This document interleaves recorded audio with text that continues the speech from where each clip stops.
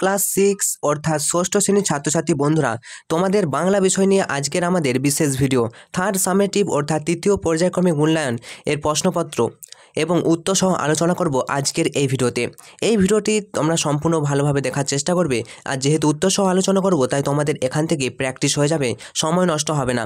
আর এই ভিডিওটি থেকে তোমরা প্রায় 90%-এর মতো কমন পেয়ে যেতে পারো, তাই প্রথম থেকে ভিডিওটা শেষ পর্যন্ত দেখার অনুরোধ রইল। প্রথম প্রশ্ন দেখো, তোমাদেরকে জানিয়ে রাখি তৃতীয় পর্যায়ক্রমিক মূল্যায়ন অর্থাৎ থার্ড সামেটিভ যে পরীক্ষা, টেস্ট পরীক্ষা, ফাইনাল তোমার যে পরীক্ষা, এই পরীক্ষা তোমাদের 2 ঘন্টা 30 মিনিট হবে। প্রশ্ন থাকবে 70 নম্বরের। দেখো, প্রথম প্রশ্ন 11টি তোমাদের এমসিকিউ থাকবে, সঠিক উত্তরটি বেছে নিয়ে লেখো। প্রথম প্রশ্ন দেখো, ভালো মন্দ দুঃখ সুখ অন্ধকার আলো, উক্ত পংক্তিটি বা উক্ত লাইনটি কোন কবিতার? তাহলে ভালো মন্দ দুঃখ সুখ অন্ধকার আলো, এটি ধরাতল কবিতার। মনে রাখবে, ধরাতল কবিতা, অর্থাৎ কবিতা থেকে তোমাদের লাইন দিয়ে দিতে পারে। নেক্সট চলে আসবো, গঠন অনুযায়ী বাক্যের প্রকারভেদ হলো। দেখো, বাংলা ব্যাকরণ থেকে এই প্রশ্নটি করা হয়েছে, অর্থাৎ বাংলা ব্যাকরণ তোমরা ভালো করে দেখবে। গঠন অনুযায়ী বাক্যের প্রকারভেদ হলো কয় প্রকার? বাক্য কিন্তু গঠন অনুযায়ী হলে বাক্য 4 প্রকার, গঠন অনুযায়ী হলে বাক্য 4 প্রকার, মনে রাখবে। নেক্সট, আধুনিক বাংলা ব্যাকরণে পদ হলো কয় প্রকার? আধুনিক বাংলা ব্যাকরণ, এটাও দেখো ব্যাকরণ থেকে নিয়েছে, উত্তর হবে 5 প্রকার। আধুনিক বাংলা ব্যাকরণে পদ হলো 5 প্রকার। নেক্সট, মহাপ্রাণ ধ্বনিগুলি হলো, মহাপ্রাণ ধ্বনি কোনগুলি? খুবই গুরুত্বপূর্ণ প্রশ্ন, উত্তর হয়ে যাবে মহাপ্রাণ ধ্বনি হলো প্রতি বর্গের দ্বিতীয় ও চতুর্থ ধ্বনি, এটা হচ্ছে মহাপ্রাণ ধ্বনি। ব্যাকরণ থেকে অনেক কোশ্চেনই আসছে। নেক্সট দেখো, পাহাড় শব্দটির সমার্থক শব্দ কোনটি? 4টে অপশানের মধ্যে কোনটা হবে বলো? পাহাড় শব্দের সমার্থক শব্দ উত্তর হবে নগ, দন্তন্য নগ হবে পাহাড় শব্দের সমার্থক শব্দ। নেক্সট, শিবরাম চক্রবর্তীর পোশাকি নাম কি? শিবরাম চক্রবর্তীর পোশাকি নাম হবে উত্তর চঞ্চল। নেক্সট, কিশোর বিজ্ঞানী কবিতায় যে বিজ্ঞানীর নাম আছে তিনি হলেন কোন বিজ্ঞানী? উত্তর হবে কিশোর বিজ্ঞানী কবিতায় উত্তর নিউটন, নিউটনে কিন্তু নাম আছে। নেক্সট, হাবুর ক্লাসের ফার্স্ট বয় ছিল, হাবুর ক্লাসের ফার্স্ট বয় কে? উত্তর হবে প্রশান্ত। নেক্সট, যতীন্দ্রনাথ দাস অনশন করে মৃত্যুবরণ করেন কোন জেলে? উত্তর হবে যতীন্দ্রনাথ দাস অনশন করে মৃত্যুবরণ করে লাহোর সেন্ট্রাল জেলে, অর্থাৎ option number C is the correct answer. Next প্রশ্ন, তুই কি না মাগো তাদের দেশ, এই অধিকাংশ বাক্যের অর্থগত শ্রেণীবিভাগ অনুসারে এটা কি বাক্যের দৃষ্টান্ত বলতে হবে? তুই কি না মাগো তাদের দেশ, তোমাদেরকে জানিয়ে রাখি এই যে এখানে দেখো বিস্ময় সূচক একটা চিহ্ন রয়েছে, তো এরকম যদি বিস্ময় সূচক চিহ্ন দ্বারা থাকে তাহলে এটা হয়ে যাবে বিস্ময় সূচক বা বিস্ময়বোধক বাক্যের দৃষ্টান্ত, মনে থাকবে।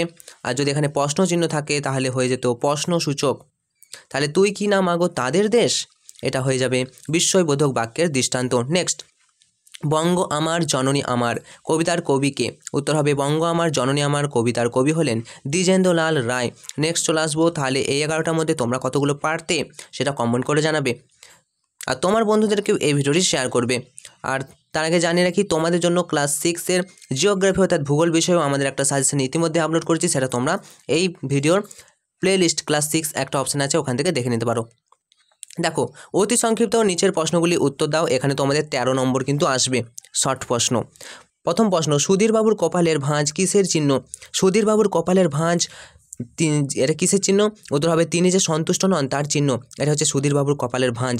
নেক্সট, দেশের স্বাধীনতা প্রাপ্তির জন্য শহীদ হয়েছেন এমন দুজনের নাম লেখো।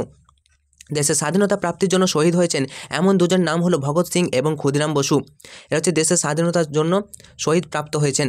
চলো নেক্সট প্রশ্ন, সৃষ্টি যার মুসলিম রে ভাই হিন্দু সৃষ্টি তারই, অতীত লাইনটির পরের লাইনটি লেখো। সৃষ্টি যার মুসলিম রে ভাই হিন্দু সৃষ্টি তারই, অতীত পংক্তিটির পরের লাইনটি হবে মোরা বিবাদ করে খোদার উপর করি যে খোদ্দারি। চলো নেক্সট, বোলিং ক্রিজে পৌঁছবার আগে বিষ্টু কী কাণ্ড করেছিল? বোলিং ক্রিজে পৌঁছবার আগে বিষ্টু গোল হয়ে মাঠে ঘুরতে শুরু করেছিল। নেক্সট প্রশ্ন, ধরাতল কবিতাটি কোন কাব্যগ্রন্থ থেকে সংকলিত হয়েছে?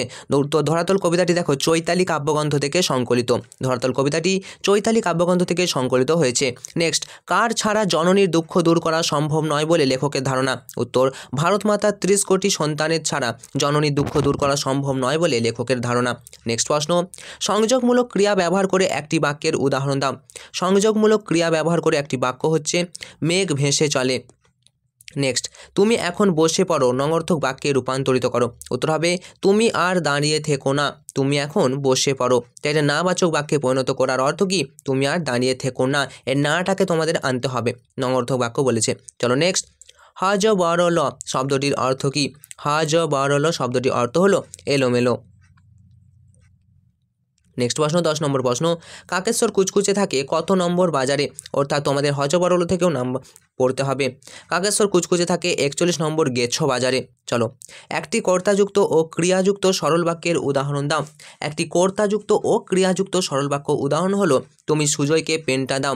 দেখো সুজয় এটা হচ্ছে কর্তা, পেনটা দাও তো দাও হচ্ছে ক্রিয়া। তো একটি সরল বাক্যর উদাহরণ এটাই। চলো নেক্সট, পড়াশোনা করতে বসতো, এটি কি ধরনের সরল বাক্য?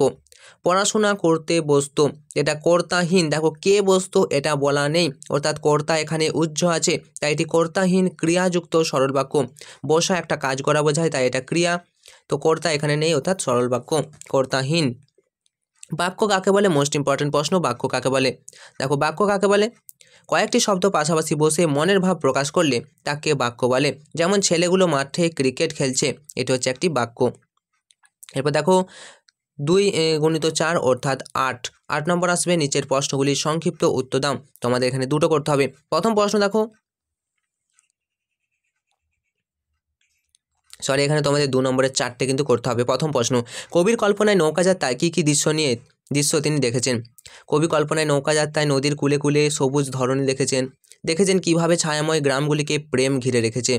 সব কিছুই ক্ষণকালের দৃষ্টিতে ধরা দেয়, তাই তিনি ভালোবেসে ছোট ছোট জিনিসগুলিকে প্রত্যক্ষ করেন। অর্থাৎ কবি কল্পনায় নৌকাযাত্রায় এই সব দৃশ্যই কিন্তু দেখেছেন। নেক্সট প্রশ্ন, 2 নম্বর প্রশ্ন, 27 অক্টোবর 1904 কী ঘটনা ঘটেছিল? 27 অক্টোবর 1904 শহীদ বিপ্লবী যতীন্দ্রনাথ দাসের জন্ম হয়। ওকে, তার 27 অক্টোবর 1904 কী ঘটেছিল?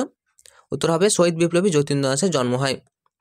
মাঝে মাঝে পাতা উল্টিয়ে বলে চলে, পাতা উল্টানোর যে কোনো একটি কারণ লেখো।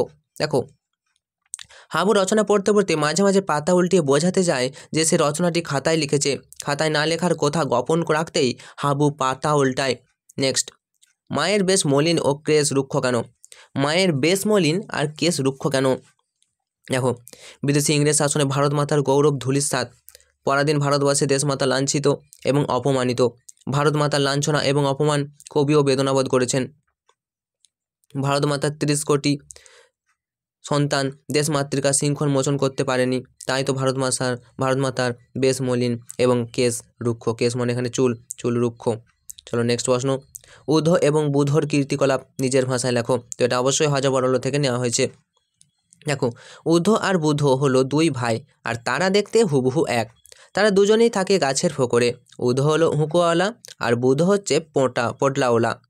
তারা দুজনেই হুঁকো আর পোটলা নিয়ে পরস্পর মারামারি করে, আবার পরক্ষণেই কোলাকুলি করে খোশ মেজাজে গাছের ফোকরে ঢুকে যায়। তো এটাই ছিল উদ্ধ এবং বুধর কীর্তিকলাপ। এবার দেখো নিচের প্রশ্নগুলির বিস্তারিত উত্তর দাও। এখানে 5 × 4 অর্থাৎ 20 নম্বর থাকবে। প্রথম প্রশ্ন দেখো, কিশোর বিজ্ঞানী কবিতাটির যে কোনো 4 লাইন মুখস্থ করো। তো কিশোর বিজ্ঞানী কবিতার 4 লাইন মুখস্থ তোমরা বলতে পারবে। শুনে নাও এখানে, এক যে ছিল কিশোর, তার মন লাগে না খেলায়, ছুটি পেলেই যায় সে ছুটে সমুদ্রের বেলায়। 4 লাইন হয়ে গেল। কে লিখেছেন কিশোর বিজ্ঞানী? অন্নদা শঙ্কর রায়। নেক্সট প্রশ্ন দেখো, যুদ্ধ করিল কাদের সঙ্গে যুদ্ধ করেছিলেন? তিনি প্রতাপাদিত্য। এই প্রতাপাদিত্য কে ছিলেন? তো মোস্ট ইম্পর্টেন্ট প্রশ্ন এটা। প্রতাপাদিত্য, উত্তর দেখো প্রতাপ আদিত্য ছিলেন বাংলাদেশের 12 ভূঁইয়াদের অন্যতম। তিনি দিল্লির মুঘল সম্রাট আকবরের সঙ্গে যুদ্ধ করেছিলেন। আকবরের পুরনো সেনাপতি তার কাছে প্রথম পরাজিত হয়ে ফিরে যায়। মোগল সম্রাটকে তিনি কর দেওয়া বন্ধ করে দেন। তিনি মোগল সেনাপতির মানসিংহের হাতে পরাজিত হন এবং বন্দি অবস্থায় দিল্লি যাওয়ার পথে বারাণসীতে তার মৃত্যু হয়। অর্থাৎ প্রতাপাদিত্য একজন বাংলাদেশের 12 ভূঁইয়াদের অন্যতম ছিলেন। নেক্সট প্রশ্ন, জেলে অনশনের সময় যতীন দাস জ্ঞান হারিয়ে ফেলেন কেন? জেলে অনশন, দেখো 8 দিন পর যতীনের অনশন ভঙ্গ করার জন্য ভোরবেলায় জেল সুপার, জেল ডাক্তার ও 8 জন হৃষ্টপুষ্ট পাঠনকে সঙ্গে নিয়ে যতীনের সেলে প্রবেশ করেন। ডাক্তার একটি সরু নল যতীনের নাকের মধ্যে প্রবেশ করিয়ে দেন এবং দুধ ঢালতে শুরু করেন। কোনো উপায় না দেখে ইচ্ছাকৃতভাবে যতীন জোরে জোরে কাশতে থাকেন। ফলে নলটির মুখ খাদ্যনালী থেকে সরে শ্বাসনালীর মধ্যে ঢুকে যায় এবং কিছুটা দুধও যতীনের ফুসফুসের মধ্যে ঢুকে যায়, ফলে যতীন জ্ঞান হারিয়ে ফেলেন। তাহলে জেলে অনশনের সময় যতীন দাস জ্ঞান হারিয়ে ফেলেছিল। তাই যতীন দাস অনশন করছিল, অর্থাৎ কোনো কিছু খাচ্ছিল না। ডাক্তার কী করছিল, তাকে দুধ সরু নল তার নাকের মধ্য দিয়ে প্রবেশ করে দেন এবং দুধ খাওয়াতে দেন, কিন্তু দুধ খায়নি। এবং এর ফলে কি হচ্ছে, যতীন জোরে জোরে কাশতে থাকে, ফলে নলটি যে মুখ খাদ্যনালী থেকে শ্বাসনালীর মধ্যে ঢুকে যায়, আর এর ফলে যে দুধ যতীনের ফুসফুসের মধ্যে চলে যায়। এর ফলে যতীন কিন্তু জ্ঞান হারিয়ে ফেলেছিল, অর্থাৎ অজ্ঞান হয়ে গেছিল। নেক্সট প্রশ্ন, হাবু শেষের দিকের বেঞ্চে বসতে চায় না কেন? সে শেষ পর্যন্ত কোথায় গিয়ে বসে?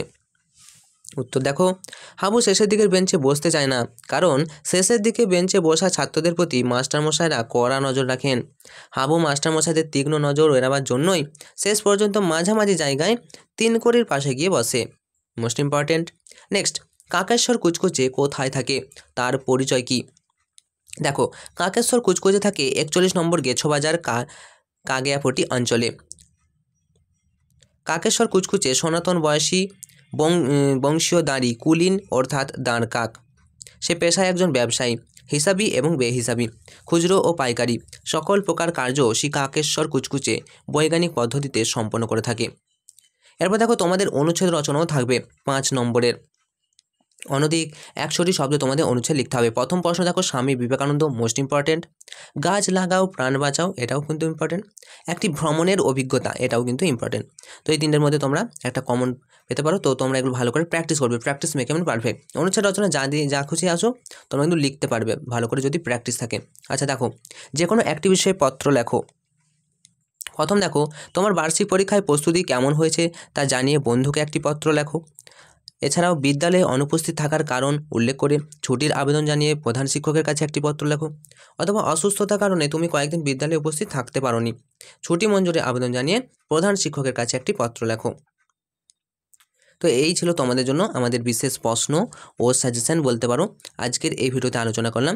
ইতিমধ্যে আমরা ভূগোলের বিষয়ে একটি প্রশ্ন আলোচনা করে দিয়েছি। অনস্ক্রিন তোমরা দেখতে পাচ্ছ, তৃতীয় পর্যায়ক্রমিক মূল্যায়ন ভূগোল ক্লাস 6 সাজেশন ও প্রশ্নপত্র আমাদের এই চ্যানেলে কিন্তু আপলোড করা আছে, তোমরা একবার দেখে নিতে পারো। এই তোমরা দেখতে পাচ্ছ এনজয় এক্সাম আমাদের যে চ্যানেল, সেখানে তোমরা এখানে class 6 geography 3rd unit test যে প্রশ্নপত্র সেটা তোমরা দেখে নিতে পারো। চলো, আজকের মতো ভিডিওটা এখানেই শেষ করলাম। তোমাদের পরীক্ষা সবার ভালো হবে এই শুভকামনা জানিয়ে আজকের মতো ভিডিওটা এখানেই শেষ করছি। Enjoy exam, all the best.